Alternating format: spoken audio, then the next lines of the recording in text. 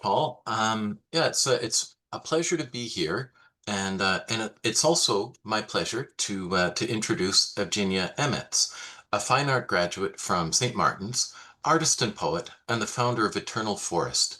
She explores environmental and ecological themes in her work using calligraphy, visual poetry, installation, performance, and site-specific art in nature to express those ideas.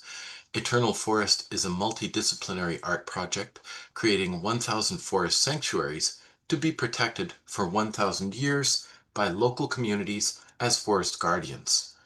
Eternal Forest is growing into a global organization in collaboration with artists, scientists, cultural agents, tree planting organizations, and land partners. Eternal Forest has been exhibited in Portugal and internationally.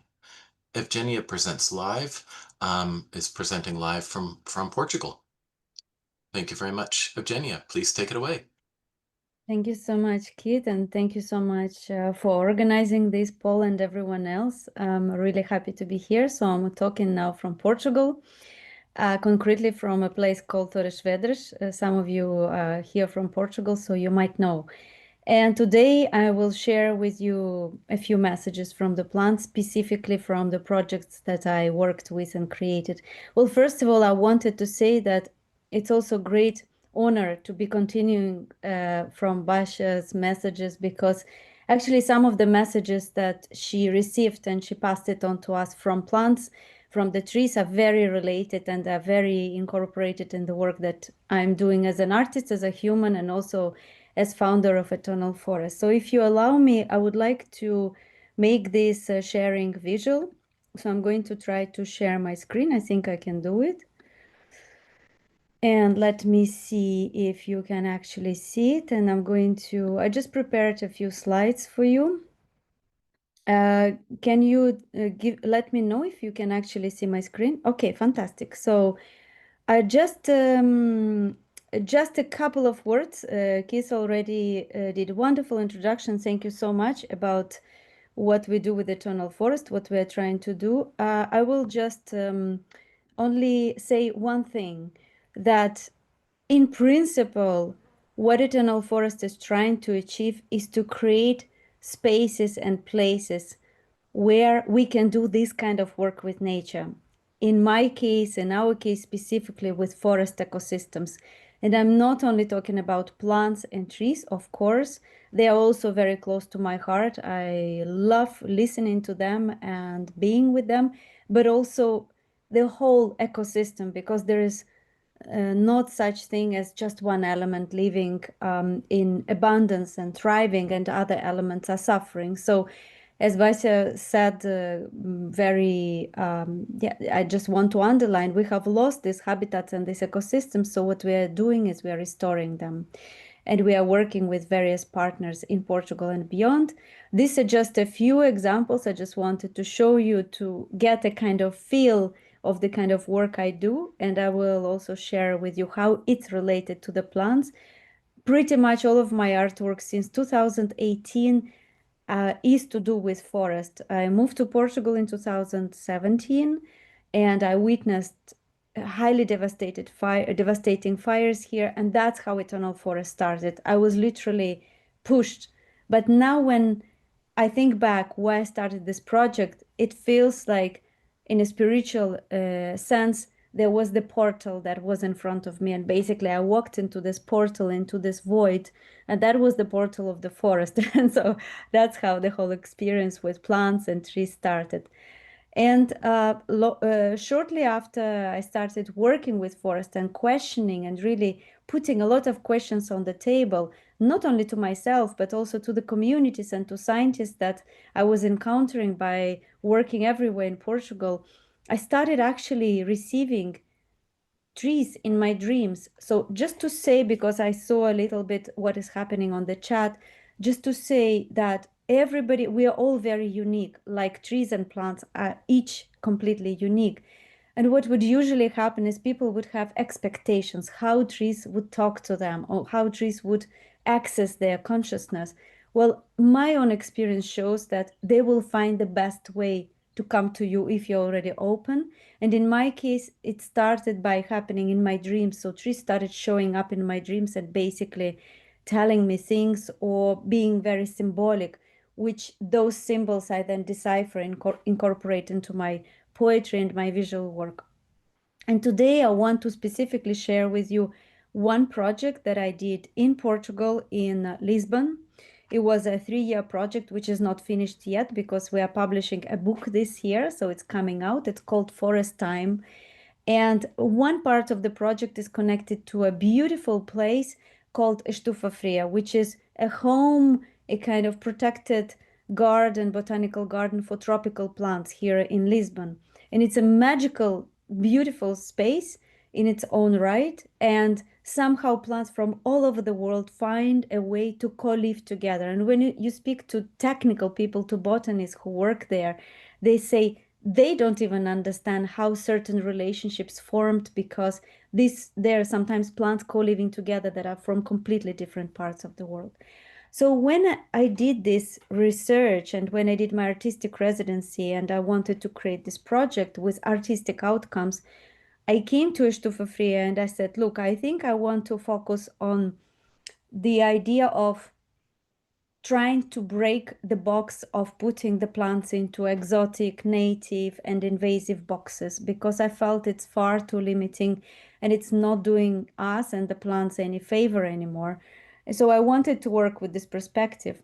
And then I started coming to Estufa Fria every day. I was living nearby, and suddenly I started hearing from the plants themselves that they actually don't want me to focus on this. They wanted me to focus more on their own stories, the stories that they want and have to tell, and find a collaborative approach and method to bring these voices to the people through artistic expression, through poetry, and through artistic experiences, which I developed for Estufa Fria, but I have a lot of them done. They're usually artistic trails where I take people on this journey, that I bring them in the presence of trees, plants, and various, let's say, aspects or habitats of the ecosystem. And I've done many of them in many different places. So this one was really interesting one, and that's why I want to share it with you. So my approach was to spend as much time as I can in the context of our time limitation. And this is also a very important moment for all of us to think, because we all have work, we have families, we have commitments. So carving out the precious time to be with plants, I think, is incredibly valuable. And I think this is something that we can all do. And it really pays off because it's a very, very deep process. It's deep learning. So I carved out this time. I call it art residency. I was there with plants and I sat with plants that I felt called me without trying to find too much about their botanical meaning and from this technical perspective and the history and the background and indigenous perspective. That all came after. What I was interested in at the beginning is actually just be there and listen. And so this is what I did. So the project in itself is called religar, and religar, it's a word that I guess comes from Latin. It's also a Portuguese word, is to reconnect. And it also has the meaning, it's word religion comes from this word. And religion is nothing else but reconnecting. And of course, when we say religion, it's a very heavy word, but it comes from ancient approach to always being there in the world and reconnecting with the land, with the forest, with the plants, with the animals, with the spirit of the world. And so I focused on 7 plants, and I will name you a few. What happened is I did not choose the plants intentionally. I invited them to step in onto the stage, kind of this invisible stage that I created. And I said, let's find a way of working together. And I asked them, first of all, how do you want to work together? And they told me, ask us questions, come up with questions. We're going to let you know what are the answers to these questions. And then through your own creative work, you can create your own way of bringing people to us. That was the agreement. The agreement was that we find a way for people to enter and practice the deep listening to the plants and learn a small practice that they can take into their life. While we are learning about plants, beyond the kind of this post-colonialist or colonialist botanical perspective. And some of the plants that came out of the blue completely, I just give you some quick examples. Coffee plant. I did not want to work with coffee plant. I wanted to work with tea plant. But when I came to the tea bush told me, no, no, no, no, no. You're going to work with another plant that is growing somewhere here in Estufa Fria. And that plant is also connected with a famous drink. So I had to find that plant was closed because they were doing some renovation. So it took me a really long time to find out what the plant was. And I did it just by kind of coincidence that happened. And amongst other plants are plants from Brazilian Amazon, which turned out to be one of the most important plants that shamans use as a solo dieta or with ayahuasca ceremonies. I had no idea this plant exists. I never heard about it.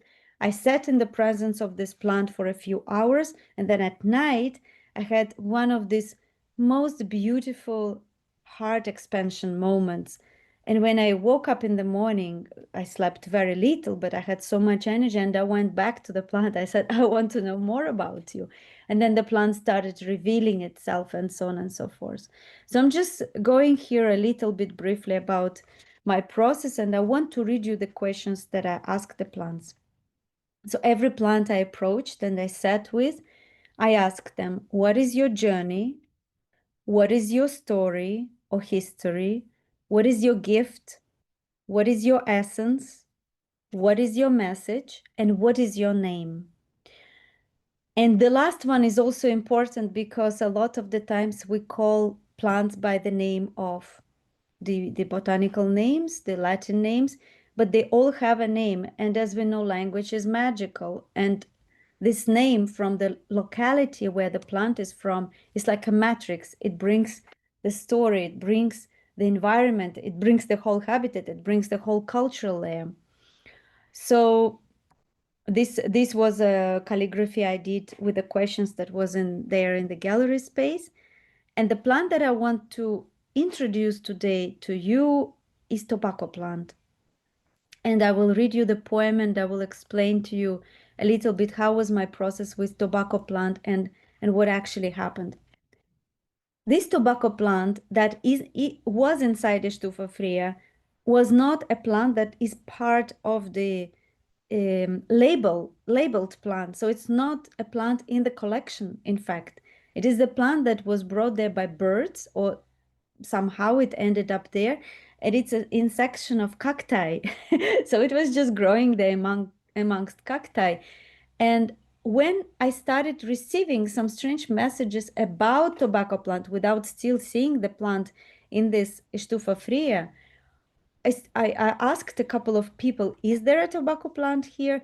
And they said, yes, yes, there is a weed growing there. You should go and find it. It's somewhere there in the corner. And when I saw the plant there, I had this strange feeling that I just couldn't understand what the plant is trying to do. And then in the next week, so this was, by the way, the last plant to enter the circle of 7 plants. And in the very last week, I was a bit like, I have to see what is the last plant. And I wasn't so much agreeing with tobacco because it's also a very difficult plant to work with culturally, just like coffee because of all the history attached to it. And I started seeing signs everywhere on the streets. I started encountering other tobacco plants from the tobacco family that grow in Lisbon on my way between the Stufa Free and the residency, like a tobacco tree that grows in one of the most polluted places. And then I realized that the connection between tobacco nicotiana, tobacco rustica, and that other tobacco tree and the whole tobacco family is like it's like a big family. So this plant came not alone but together. It wanted to present itself as this big circle, this big family of tobacco plants. And of course, the Tobaccum nicotianum that we are using in the industry, and so many people abuse this plant and get addicted to it, it was kind of central, but behind it and around it, there was already Tobacco rustica, that is the plant that is the sacred plant used in many traditions. So I'm showing you here calligraphic work, which is the way I worked with plants and translating from poetry to calligraphy is I try to hear the essence of the plant and what this essence is. And I let the image speak for itself. And this is I made several of them. They're all calligraphic works with aquarels. So I am showing you here just a fragment. And this was one of the posters that where we also used, each poster was using plants for different events that we did. So what I would like to do is I will go back to this image. I think we are still good on time, and I will read you the poem that I believe, or the way I feel, the way it really worked, we co-created together with this plant.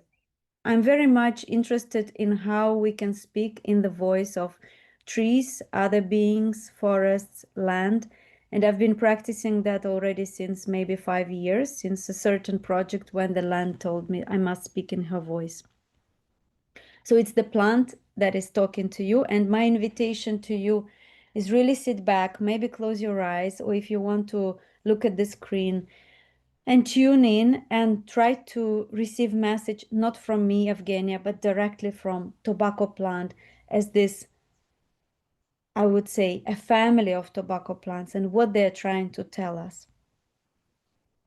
Religar, everything that you are not, free yourself from it. To witness who you are, besides the body of bones, the nervous clumps of blood, everything that I am not is just a moment of history. I fall to rise with you, to show you what powers you hold. I reach for you, to teach you. Everything that you heard enter your ears, overshadows your growth. Examine deeply. The paths you cut, traces left unquestioned. Every piece you disowned, rejected mindlessly. Call back, call back. Assemble yourself around your breath. Song comes alive in your throat. Everything that you took in ignorance without permission has turned against your violence. Surrender. Do not fight. Everything that you heard troubles your mind will be blown away. For when comes the time, land heals herself with the medicine she grows.